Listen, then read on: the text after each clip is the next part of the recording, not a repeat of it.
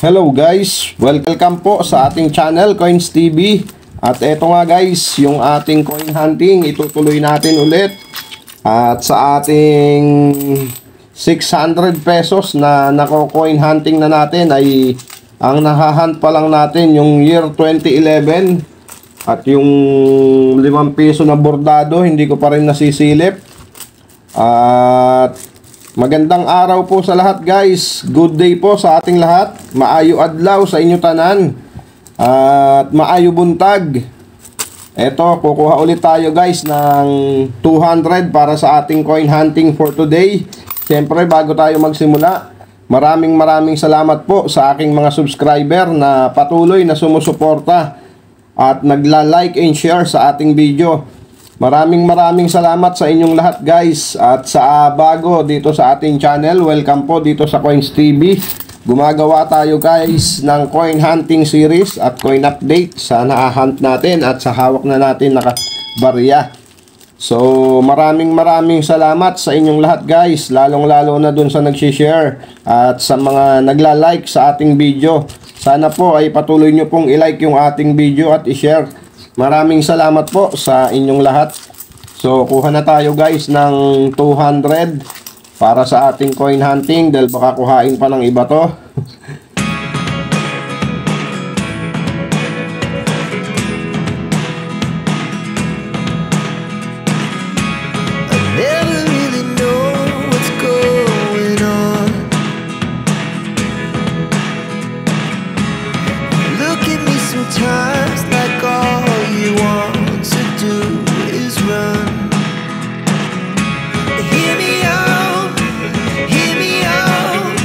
So ayan guys, 200 yung ating coin hunting ulit.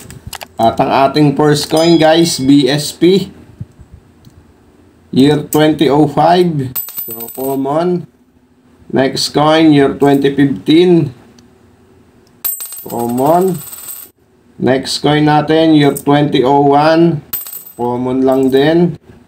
At year 2012. Common. Year 2001, common. Next coin natin, year 2013. So, common lang din. At ang year 2004 ay common lang din. Next coin natin, 2005. So, year 2006 ang ating hinahanap dito na hard to find, na napakahirap talagang hanapin guys. So maraming nagme-message sa atin yan. Mayroon daw sila, madami daw sila, pero pag hiningi natin yung picture guys, wala naman. So ganun talaga ang buhay. Mahirap kasi talagang mahanap yan guys. Yung mga hard to find na hinahanap natin sa ating coin hunting, sobrang hirap talaga. Parang suntok sa buwan na lang kapag nakahanap tayo dito sa ating coin hunting. Parang wala na sa sirkulasyon. Pero hindi pa rin tayo nawawala ng pag-asa guys, dahil habang tayo ay nagko-coin hunting, so may pag-asa tayo dyan. Kaya sana isang araw makuha natin siya. Year 2006 ang hard to find dito. So yung 7 at 8 walang record sa numista, pero may napapanood ako nyan. Altered siguro yun guys, ginawa lang nila. So, at syempre yung mga semi-hard to find, pag nakakakita tayo, kukunin natin yan. Pero syempre, ang ating inaasam-asam ay ang year 2006 na ating sinasadya dito sa ating coin hunting. So, okay, proceed na tayo dito guys. 1998, common. At ang ating last coin sa ating first batch, year 2014. So, ang year 2014, napakadami. Halos 2014 yung... Ang year 2014 ay meron lang isang variation na die 3. Isa lang po ang variation ng 2013. Ang ating first coin guys sa ating second batch, 1998 without mint mark. Kaya ayan ay common. Next coin natin, wala na, durog-durog na to, 2005. So, common. Ang next coin natin ay NGC na 5 piso. Parang pros pa yung harap nito, guys. Year 2020. So, ang year 2020 ay kompleto na tayo, guys. Kaya ito ay atin ng pakakawalan. Year 2020 na NGC. So, next coin, 1997, common. Next coin, 2005. So, common lang din. Next coin natin, NGC naman, na 5 piso. Ngunit siya ay common. Next coin, 2003. Common. At ang 1997 na common. Next coin natin, NGC 2018. So, common.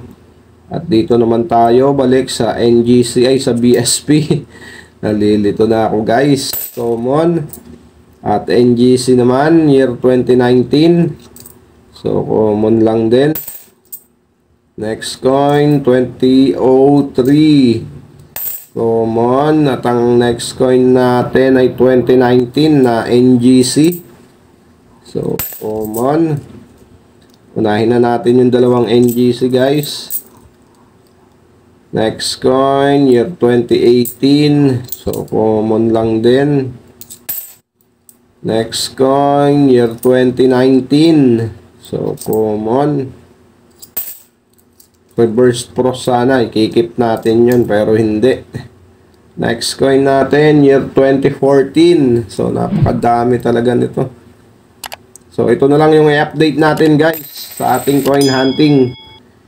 At ang ating next coin ay year 2005. Common. So, Taiwan. Okay, next coin natin, 2005 pa rin na Taiwan, common. Next coin, year 2013. At iba na ang kanyang kulay sa harap, ngunit sa likod ay ganun pa rin. At ang ating last coin sa ating coin hunting, guys, year 2014 pa rin. So, napakadami talaga nito, ha. So, ito ang ating i-update, guys. Year 2014. Alamin natin ang kanyang collector's value at ang kanyang frequency na naka-record sa Numista na ating source na pinupuntahan. Ito ay Die 3 na 2014. So, tara, guys. Alamin natin kung kumusta na ang kanyang collector's value. Ang kanyang percentage or frequency. So, eto na tayo, guys, sa 5 piso. So, ayan. Diretso na tayo dito sa ating i-update na year 2014. So, ayan, guys. Ang year 2014. At ang kanyang price appraisal sa fine, very fine, extra fine at AU condition. So, same lang silang apat. 20 pesos. 20 pesos, guys, mula fine condition hanggang AU condition. So, dito sa uncirculated ay walang nakalagay. At ang kanyang frequency, guys, ay 9%. So, ayan. Reverse 3.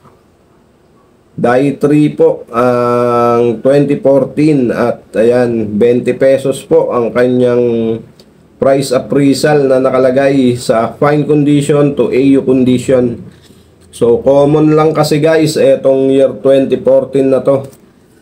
9% ang kanyang frequency na nakarecord sa Numista. So, ayan, ibalik na natin dyan yan. At ayun nga, bokya pa rin tayo, guys. So, ganun talaga ang buhay. Ngunit di tayo nawawala ng pag-asa dyan sa ating coin hunting. At makukuha din natin yung year 2006 na yan.